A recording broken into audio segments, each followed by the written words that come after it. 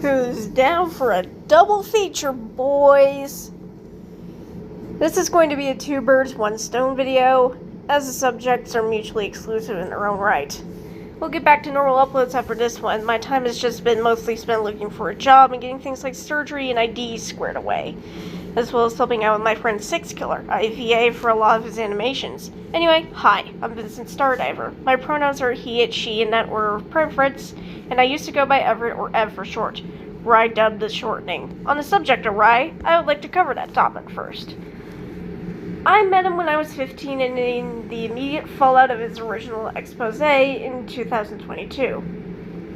We immediately hit it off, and I was one of his closest friends. Now, right off the bat, he knew I wasn't stupid. I had and still have a high vocabulary signaling my intelligence to him.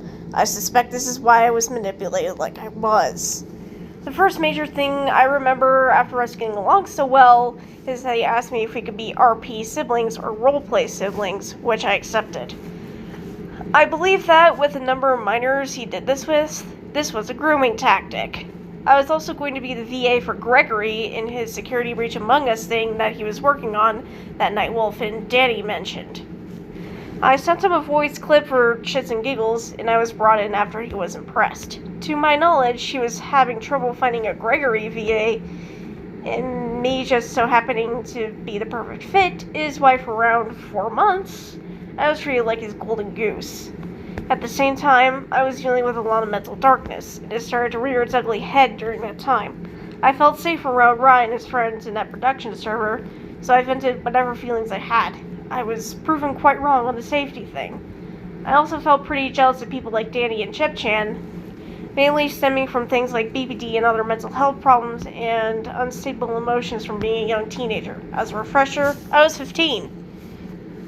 Finally, I had a big breakdown in the Cosm shit. For anyone involved in that and was there to witness it, I'm sorry. You are not and will never be responsible for my emotions or how I act on them, negative or positive.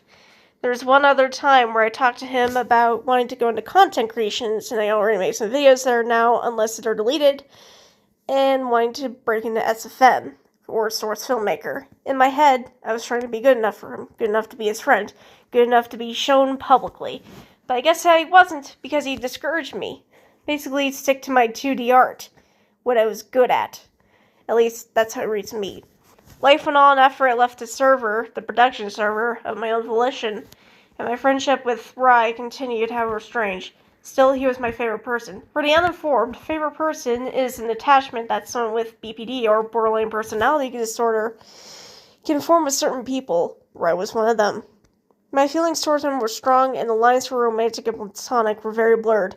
I'd rather not get into it as to my displeasure and embarrassment. Patrick and King have already aired all of that out. Needless to say, this is in no way all the information or every detail about our relationship. I was emotionally abused by this man, and that abuse caused me to act out in a lot of ways in 2023. That brings us to accountability. It's not going to be King and Patrick's version of it. On the docs. Truthfully, I don't feel bad for spreading Ryan's stocks. That information will be useful to anyone who wants to report him to the proper authorities. Speaking of which, in the description will be links to the NCMEC Cybertip site in the Canadian version. I've already done so myself, and the report numbers are on the screen now.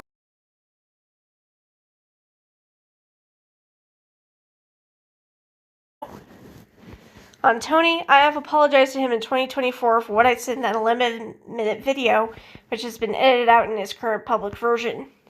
I lost the DMs a while back to my previous account being hacked, but there's a snippet between me and someone who will remain anonymous confirming that that conversation did exist and what came of it and what information I received.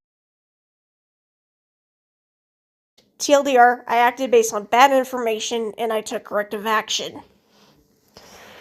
On Benny, I more or less coached that apology as I called her out on her "I told you so" spiel.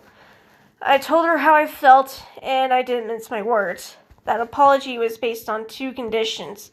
Public, and it had to include some variation of "I'm sorry." I don't really care for anyone else's opinions on the apology, save the victims. Now, a message to King and Patrick. You don't care about victims. You only care that you're always right no matter what, and you will step on the toes of anyone who has sense just to get your way. You silenced me long ago to prolong mental torture by stalking me and traumatizing me to a degree I have to wonder if what you did to me was criminal. And if you want accountability, stop fucking torturing kids and people who are victimized because you want to be right. Don't bother commenting on this video. I've hidden you from my channel. Also will be dealt with the same way.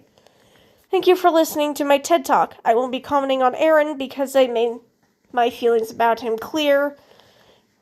And yeah, I don't like him. He's a bigot and a predator, and I'm sure he's on Epstein's list. Goodbye.